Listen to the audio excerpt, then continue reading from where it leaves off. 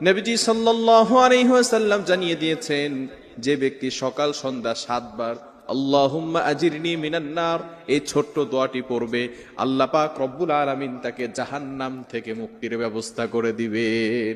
যদি সকাল সন্ধ্যা অর্থাৎ ফজরের নামাজের পরে এবং মাগরিবের নামাজের পরে, ফজরের নামাজের পরে 7 বার এই দোয়াটা পড়তে হবে, আল্লাহুম্মা আজিরনি মিনান নার। চমৎকার ছোট্ট একটি দোয়া।